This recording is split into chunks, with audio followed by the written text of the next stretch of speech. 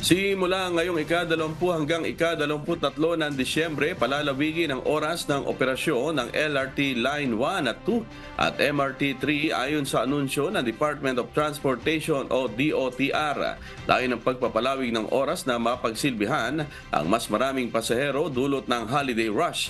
Batay sa abiso ng DOTR, ang huling biyahe ng MRT mula sa North Avenue Station na orihinal na nakaschedule ng 9:30 p.m. ay i-adjust na maging 10:30 p.m.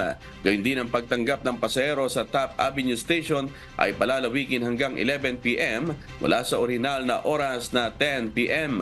Para naman sa LRT1, ang huling biyahe mula sa Baclaran Station na dapat sana'y 10 p.m. ay i-extend hanggang 10:45 p.m.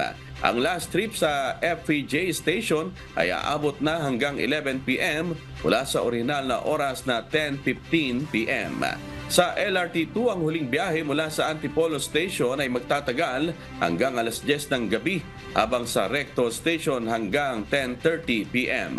Ang pag-adjust ng oras ng operasyon sa mass transit system ng bansa ay tugon sa panawagan ni Transportation Secretary Jaime Bautista upang mabigyan ng mas maraming serbisyo ang mga commuters sa holiday season.